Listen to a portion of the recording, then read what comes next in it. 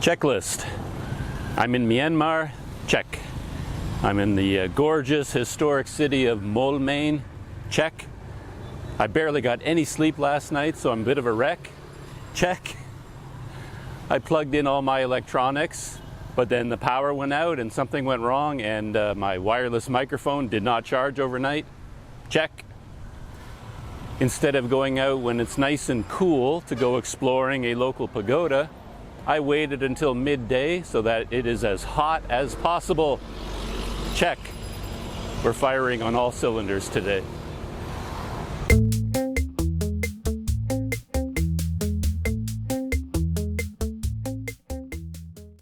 The pagoda I'm hoping to visit this morning is another of the classic historic pagodas of Mawlamyine. It is called Mahamuni, and I think there's a very interesting story behind this pagoda, but unfortunately the Wi-Fi at my guest house just wasn't working. I couldn't get online with my phones either, so I'm pretty much cut off from the outside world at the moment, so I don't really know much about where I'm going. I remember coming across something about it that there was a very famous pagoda with the same name near Mandalay, and it's one of the most sacred pagodas with one of the most sacred Buddha images in all of Myanmar, but a copy of it was made with a plaster cast, perhaps, and this copy now sits here at the same name, Mahamuni Pagoda here in Mawlamyine. What years all this happened, I really don't know, because as I said, I can't get on the internet. So no internet access today. Check.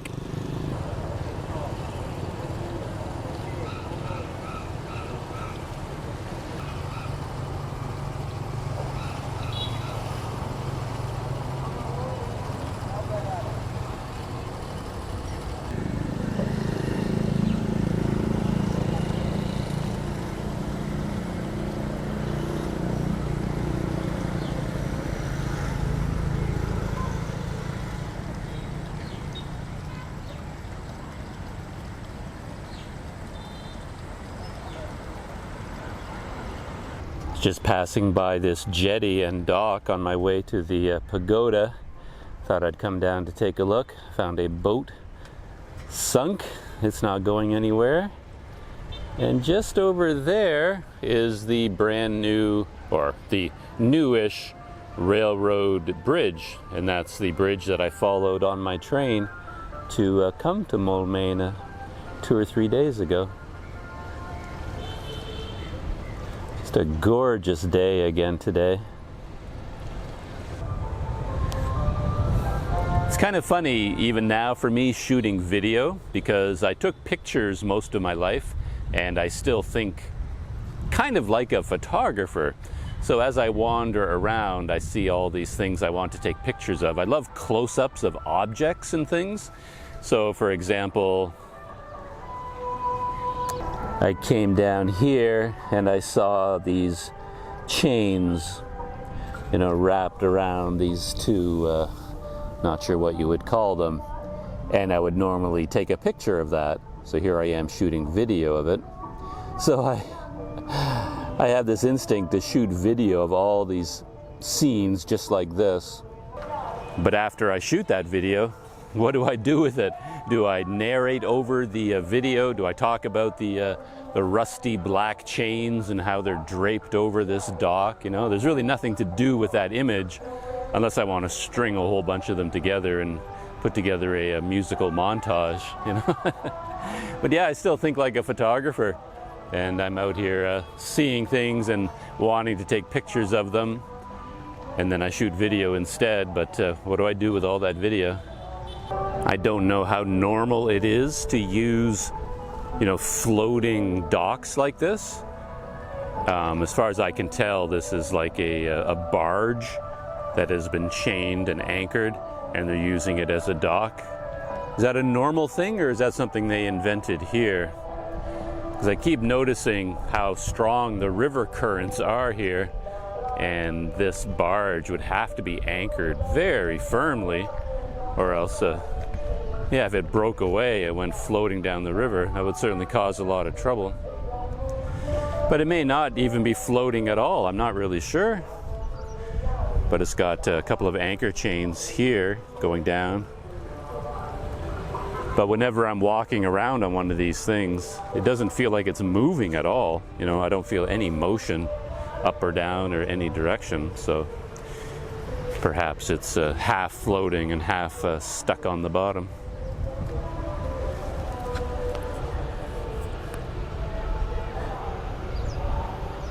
There's one passenger for this boat.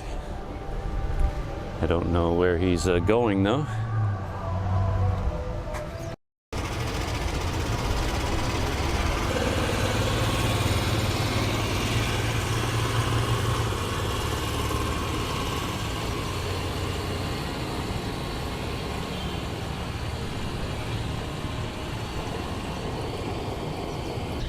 My guest house continues to amuse.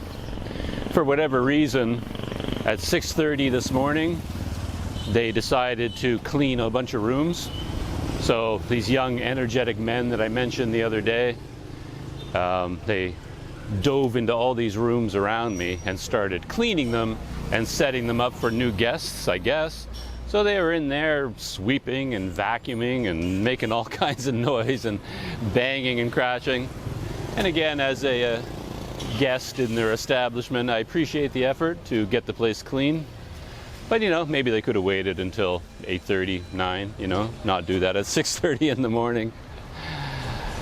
And part of their routine, oddly enough, is to go in there with those electric tennis rackets, you know, the bug zappers, because this place is just filled with mosquitoes. My room is filled with them, so I sleep under my mosquito net, so I'm okay. But these rooms, yeah, they're just like clouds of mosquitoes in there. So as part of their cleaning process, you know, they go in and sweep the floor, change the sheets, you know, do all the regular things. And then one of them is assigned to, you know, mosquito killer task. And he goes in there with the racket, and you can hear him in there, zap, zap, zap, zap, zap, zap, zap, zap, zap, zap, zap, zap, you know, zapping all these mosquitoes. And it goes on for a very long time.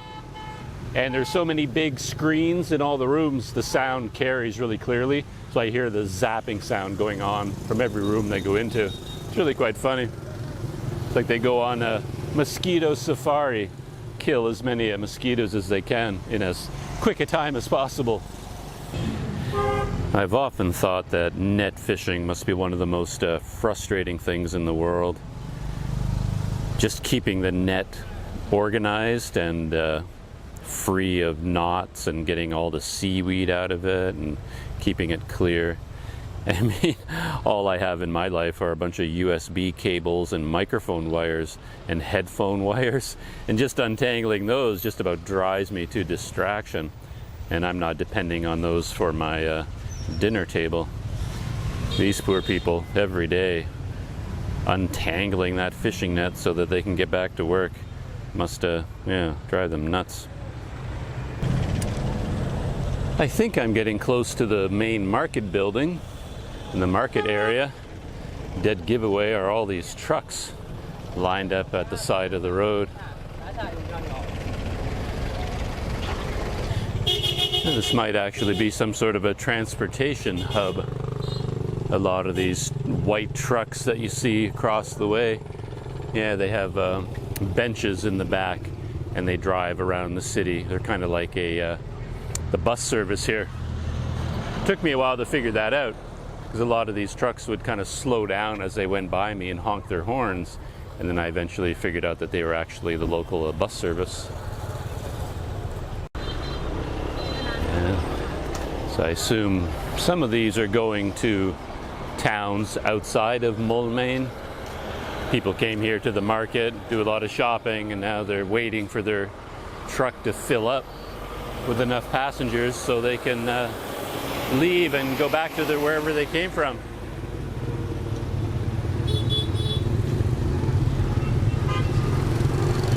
There's another dock.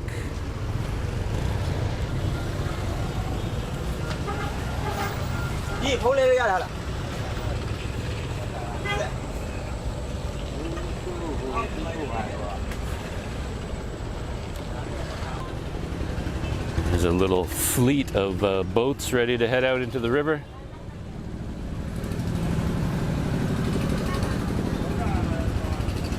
A lot of jetties along here. There's another one over there. You can zoom in on it. Looks like quite a bit more activity going on over there. Yeah, I'm not sure what these boats are for. I mean, this one is docked here doing something. Yeah, this does look a little bit like a vehicle ferry. It's got the ramp at the front here that they can raise or lower when they pull up to a special dock. I wonder if they do it by hand. Yeah, it looks like it's a hand crank. Unless there's motor underneath. It would have to be done by motor. Could you actually do this by hand? Yeah, I guess you could. Just returning those wheels. One guy on each side working together. That's probably how they raise it and lower it. I'm supposed to be heading towards the Mahamuni Pagoda, but as usual, I'm being distracted. And today I got distracted by more river life. So I think I'm going to walk down to that dock over there, see if I can get a closer look at those boats, see if anything special is going on. And there's that huge train and road bridge.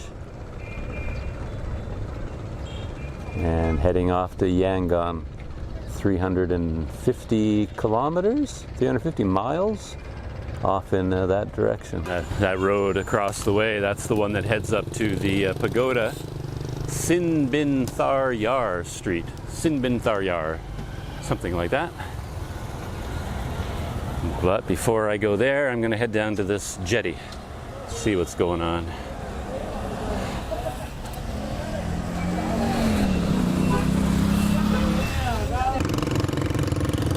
He's carrying just one passenger across to the island, I guess.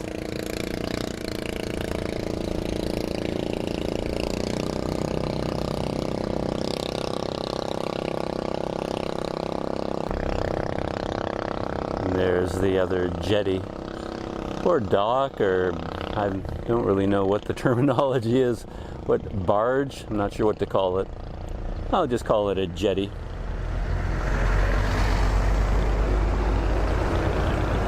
And that's interesting. He has like a complete store on his back.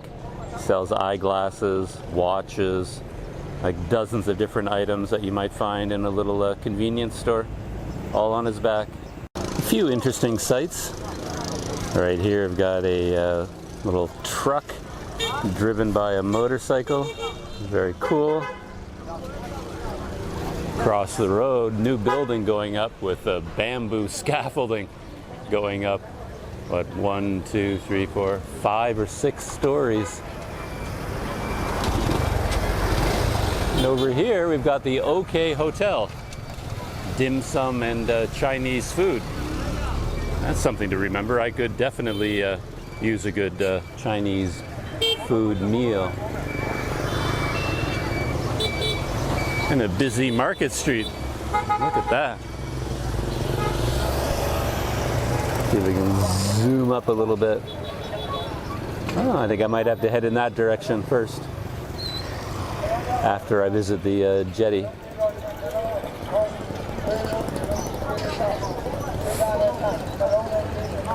And these trucks slowly filling up.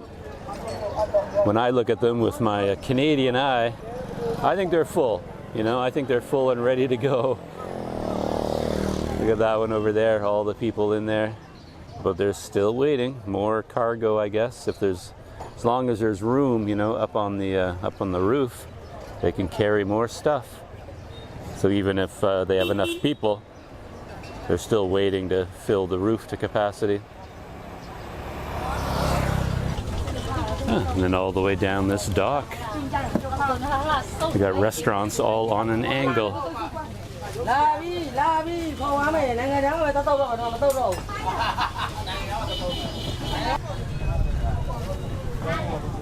One thing about a place like this, though, is shade is at a premium. So just being able to sit inside here in the shade. And I noticed as I was walking along, as you go by these trucks, and then you look down to the ground, you'll find 3 or 4 people like sitting underneath the bed of the truck, you know, because they're waiting for passengers or whatever, and instead of waiting in the sun, they actually crawl underneath the truck just to get out of the sun. It is a hot sun. There's some of the boats from people probably came here to the market and then heading back to the island.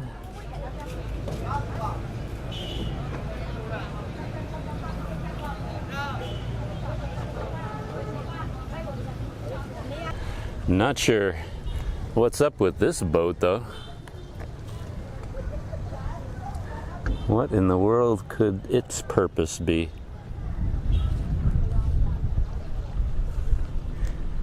I couldn't even begin to guess. How do you get inside it? Can you get inside it? There's like no doors or windows or anything. How do you propel this beast? Do you propel it? Does it ever move? Again, look at the speed of that current going by. Amazing. I mean, I guess it's not that fast for a river, but it's such a wide river. It just seems like a lake or something. And then when you look down, you see just how fast the current is moving. But what the heck is this thing? I mean, it's not permanently tied. I think these ropes can come off pretty easily, so they can fire up the engine and go somewhere. And they've got some kind of a cable rig attached to this winch, so maybe the cable goes over the pulleys at the front and they hoist things. But how in the world do you steer once you're moving? I don't see any kind of a well, there's a rudder on the back. Oh, okay, so that's how you turn the rudder? You just do it by hand down here? So you just turn on the engine and then grab that rudder and off you go. That is crazy. And again, once you get that boat going, I have no idea what you do with it. Maybe it's a tugboat? Questions, questions, questions.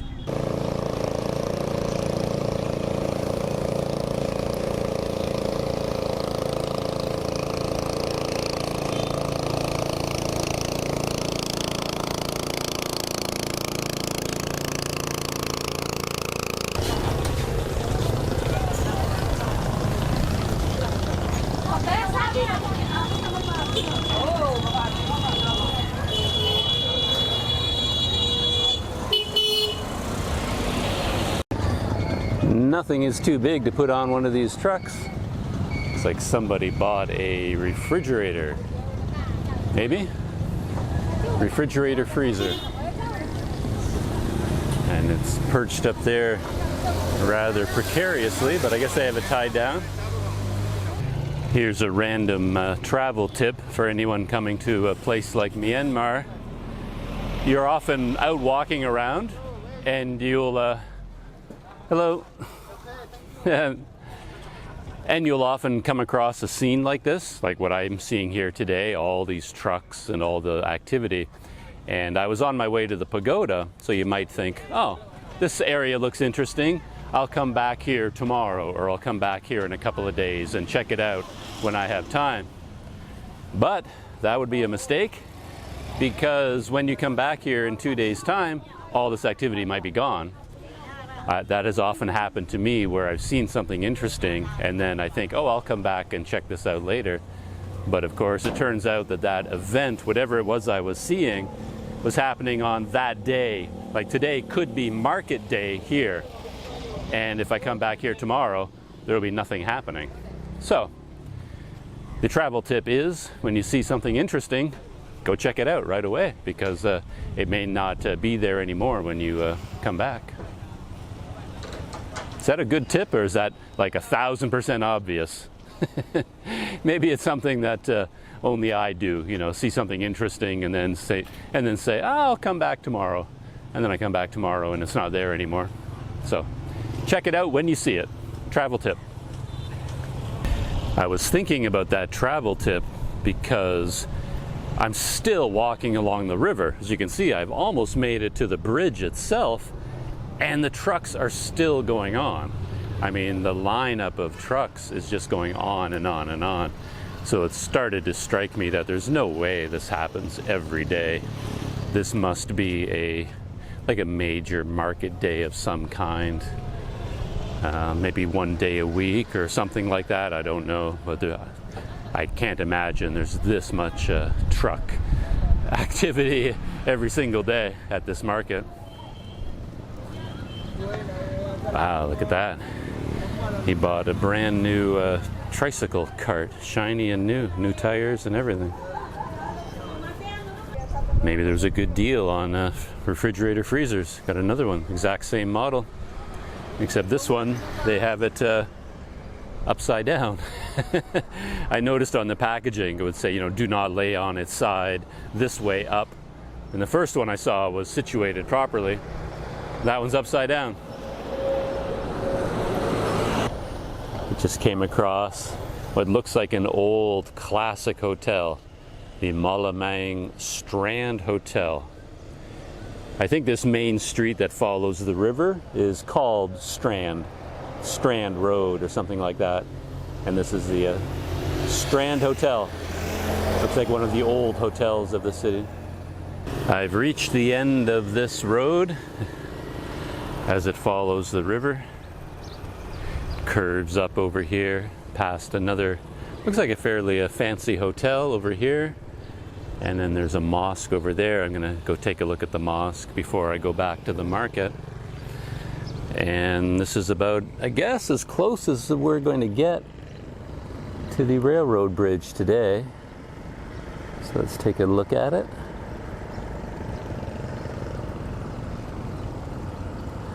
The longest railway road bridge in Myanmar. I don't know if that means there are longer bridges out there, but they're, road only or rail only or something. But doesn't matter. That's obviously a very long bridge. Very cool. There's the roof line of the mosque. I think I saw this mosque the other day when I was walking around. I saw it from the street. But this is from the back. And there it is from the front. The gate seems to be closed and locked right now, though.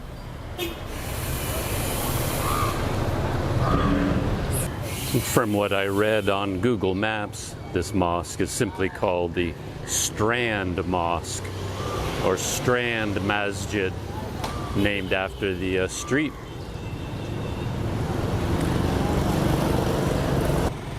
I've turned around and just walking back along the river. I'm going to go to one of the busier streets that I saw where the market was taking place, and then just turn left up that street, go through the market, and work my way to the pagoda, which was my destination for this whole trip to begin with.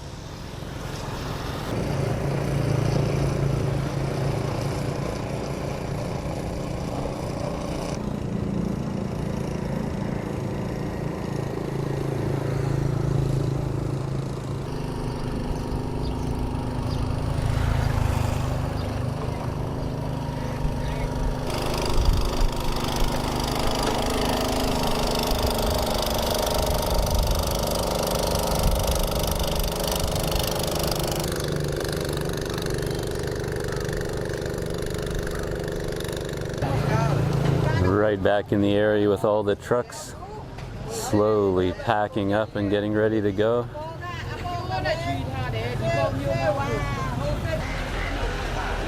Man, I think the last time I came through here, they didn't have this on top of the truck. Check that load out. I have no idea what they are. I imagine they're pretty heavy. I think this truck is ready to go. He's got a full load.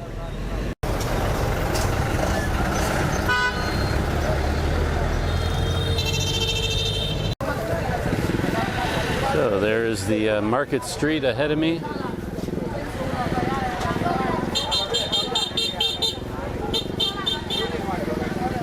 And there appears to be a large market building. This might have been where I had dinner the other night, just outside of this building. Well, since I'm here, I guess I'll have to go in and take a look.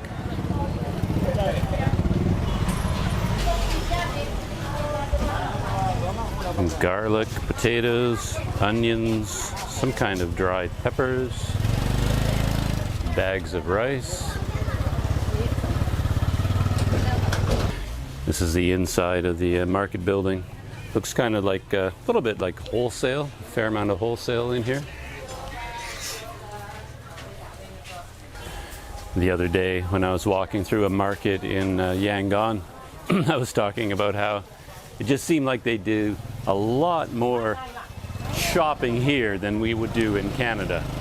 I mean, I see so many stores, big stores, and everyone seems to be doing roaring business all the time. It just feels like everyone in the country is shopping all day, every day. And I don't know, it must be an illusion, of course. I'm sure they just shop, you know, the same amount that we do, or we shop the same amount they do. But somehow the way the market buildings are so concentrated, it just feels like a lot more buying and selling goes on in Asian countries than in my home of Canada. Just feels that way for some reason. Yeah, just look around in all directions, and it's just shopping, packing trucks with stuff to bring home to their villages and towns that they bought.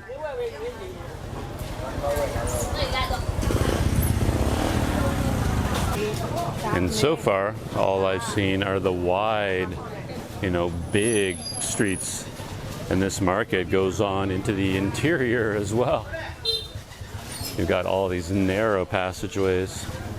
There's all these smaller shops in here.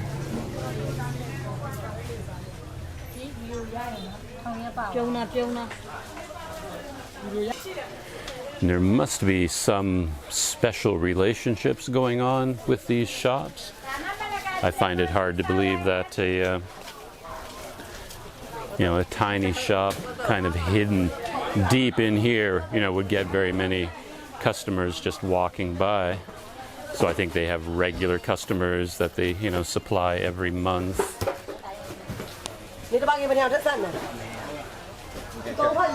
Yeah, they couldn't rely on people just stumbling across their store, and buying, a pair of slippers or something.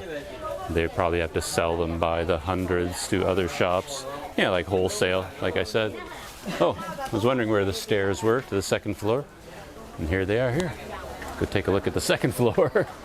This madness just goes on forever.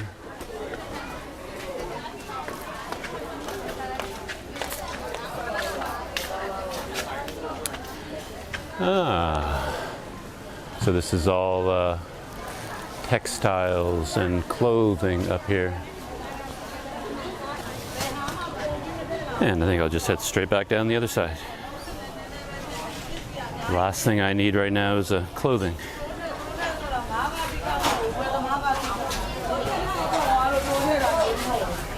And the market street continues on the other side of the main road from the main market. I'm just walking up one of the narrow laneways, also full of shops. Minglaba, how are you? Yeah, Thanaka for your face. Oh my God. So this is the wood, the Thanaka. Look at that. They have big ones. And then, smaller ones there. This is cream. Oh, I see. It's like a cream. So it's ready-made, I think. Yes, ready-made. Ready-made. Oh, and these are the stones that you put the Thanaka on. So this water. Oh, I see. Water. Okay, with water and then the wood and then you make it.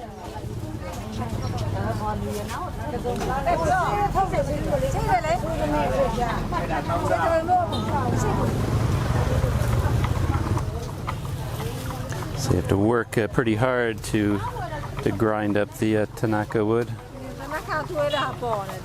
Mm-hmm.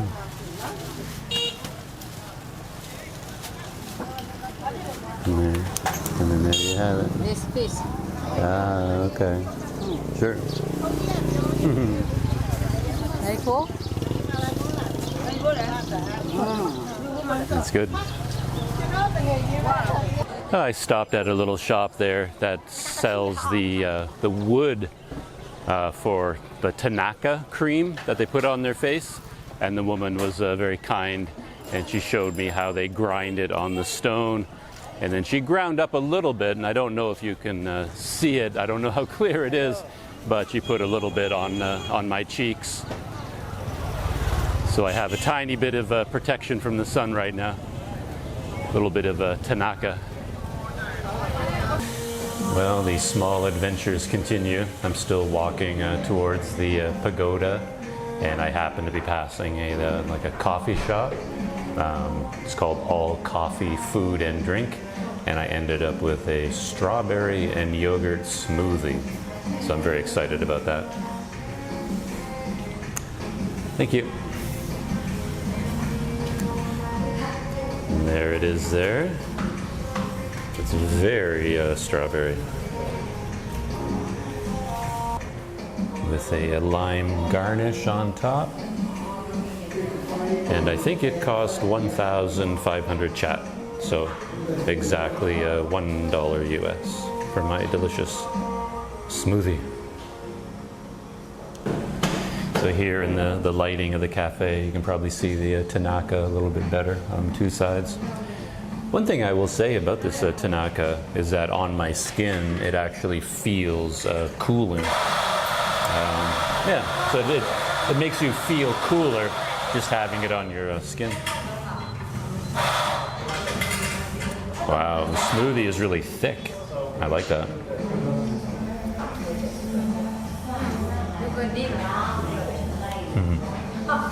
That is good. Very sweet though.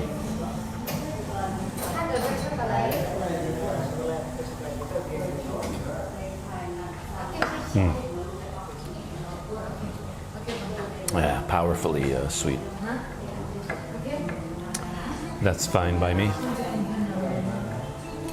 I noticed when I was looking at Google Maps that as I go up towards the pagoda, the Mahamuni Pagoda. The local names just kill me. I don't know what it is. I cannot commit them to memory. But on the way to this pagoda, I'll be passing the prison.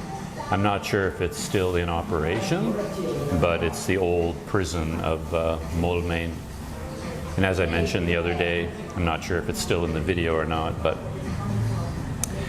George Orwell, when he was working for the colonial police force, he was at that prison at some point. I don't know whether he was stationed there or not. I think maybe he just happened to be there. And he chose that prison as the setting for one of his short stories called The Hanging or A Hanging. So it's kind of a historic prison.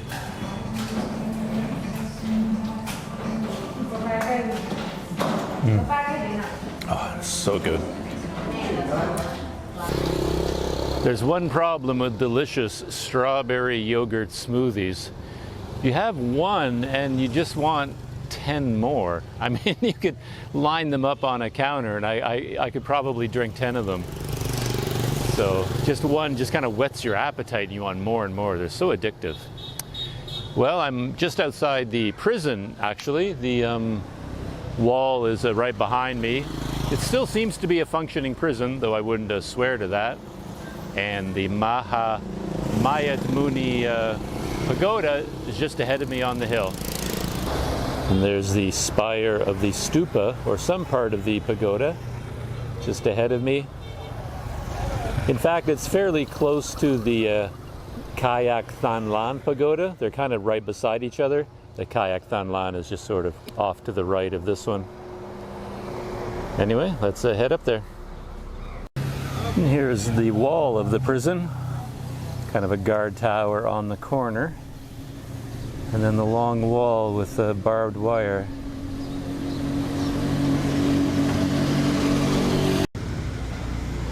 And I found the entrance to the pagoda complex, I believe. Though I can't read the lettering above the gate. But I can't imagine that it is anything but the pagoda that I'm looking for.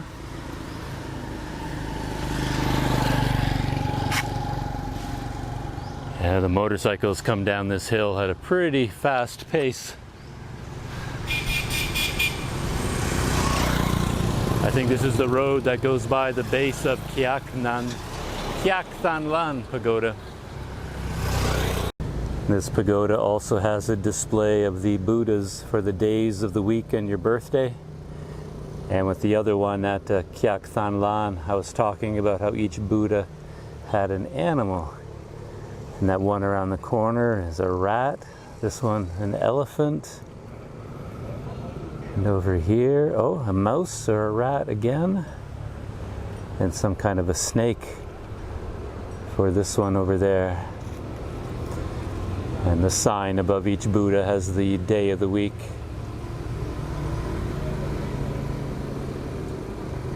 I think I said something this morning about this pagoda being one of the historic pagodas of Mawlamyine. But it might be a newer one. I mean, looking at it from this angle, it looks very modern and new and shiny rather than older. As I said, the internet was out all morning and I couldn't do any reading about this place before I came here. I'd read about it before, but I've forgotten everything that I read. Except I do remember something about this, that inside to go up they actually have a working escalator to carry you up to the top.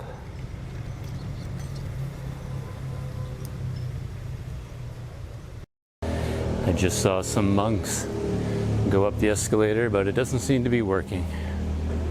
They had to walk up the escalator. And I tried to go in through the automatic doors there, but the sensor isn't working either. Or maybe they're just closed for now.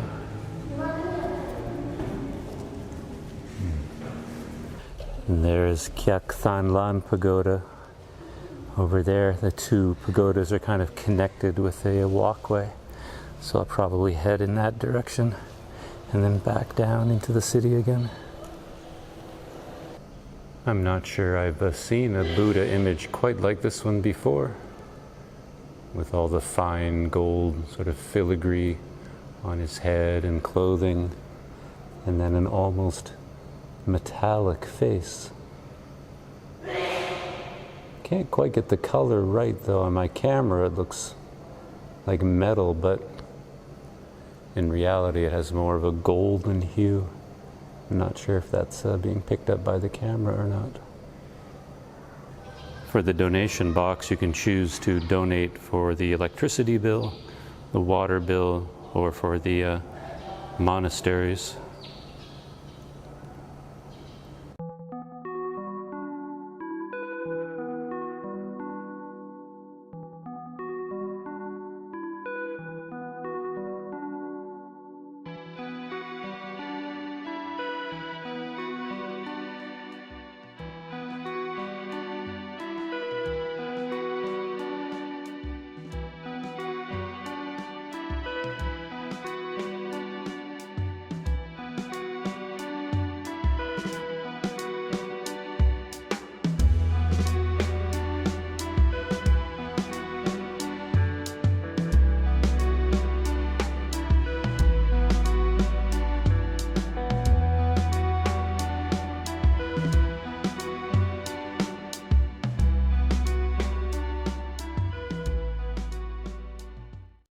And there's the pagoda behind me.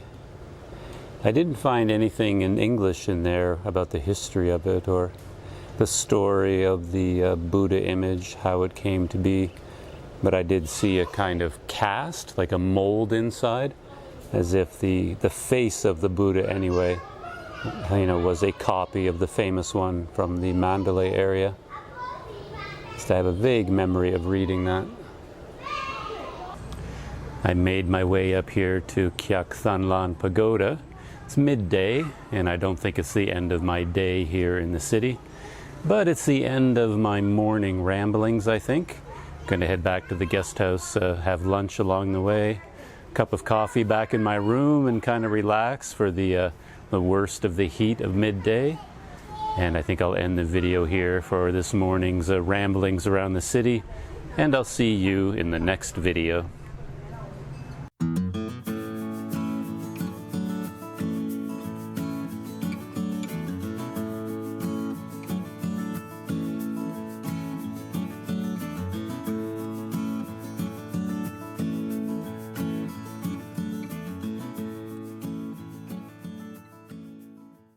And there's an unusual temple pooch over there, the one lying down.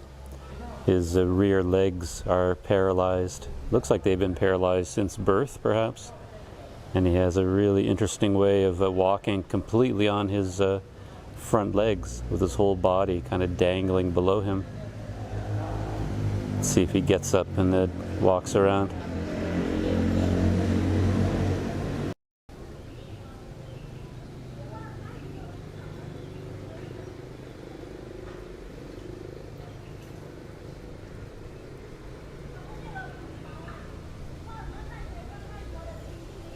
There are temple pooches everywhere.